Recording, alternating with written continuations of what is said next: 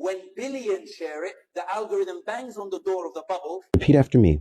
The internet is real life, or at least a part of it. The cultural zeitgeist has not updated itself to include the fact that basically all of us pay our bills, get our food, meet our new friends and lovers, like on the internet. All of this happens on the internet. And you know what else happens on the internet much more effectively and efficiently and in a more widespread manner?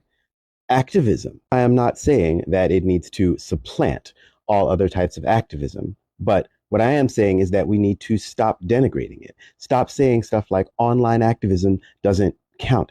It literally does count. I mean, ask the people at Starbucks or at McDonald's if the big hits they're seeing to their wallets count to them. Our cultural zeitgeist has not updated itself to include the fact that all the stuff that we see happening in these boxes, all the people that we're interacting with, all of the ways that we have fully integrated the internet into our lives and other ways doesn't really seem to translate for us. And of course, part of that is because there's kind of a campaign against acknowledging these things, because like that's why they're trying to take away TikTok, not because it's like affecting us badly, even though in some ways it is, like let's keep it a stack. But the reason they're doing that is because it's showing us the truth. It's connecting us in ways that human beings have never been connected before in human history. And it's so new that it's like 10, 20 years that it's been like this, to the point where one of the reasons we haven't updated our sort of mental map of this is because it's just so new. And I'm not suggesting that it is more or less valuable. I'm just suggesting that it is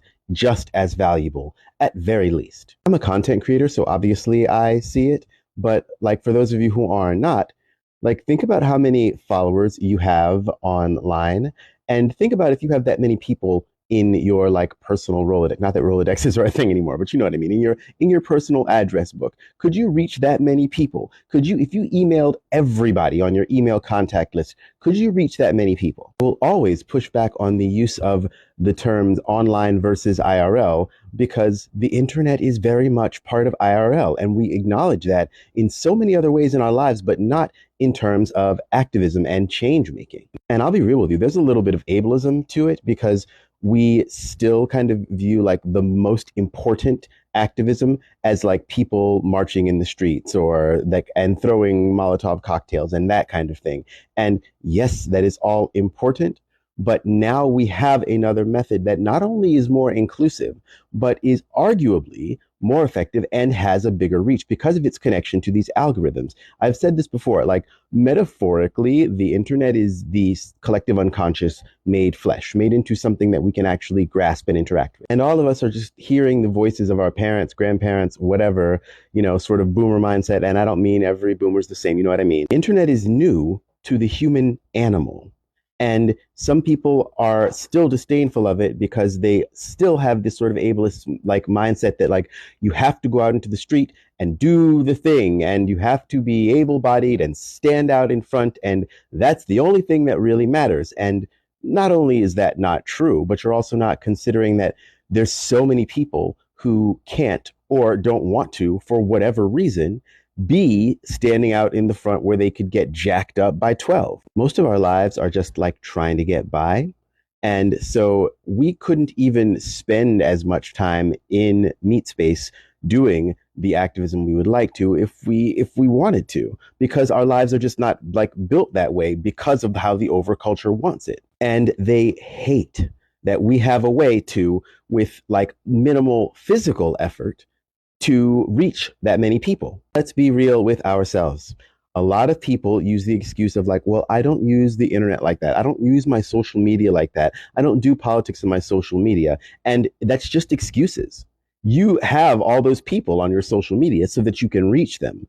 And what is more important than to talk about people suffering, about the world that urgently needs to be changed? Is it just more important to you to be able to tell them about your last meal or your last, vacation that you went to? The global change and global awareness that is happening about Gaza, about like everything that's happening right now, that's all because of these little machines we hold in our hands. Our government, probably the worst, most evil empire ever to exist, don't at me, they're actually considering changing course because of how much noise we have made on the streets and online. As somebody who remembers previous lies that we were told by our government. I also remember that, like, if you had one leftist friend who everybody thought was a little bit nutty, like telling you like, oh, no, the government does this all the time, blah, blah, blah. They get called a conspiracy theorist.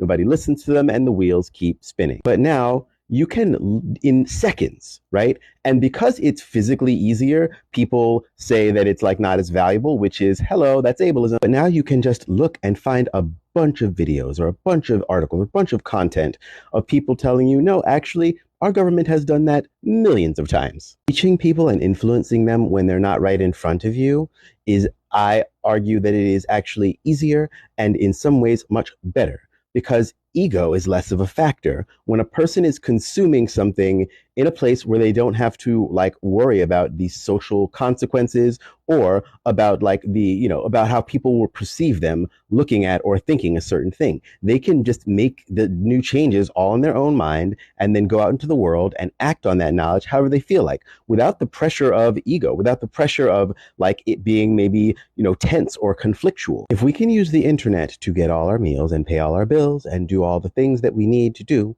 why should we not think it just as valid, especially since we have so much evidence that it is valid? Why should we think it not valid that we can make change using the internet?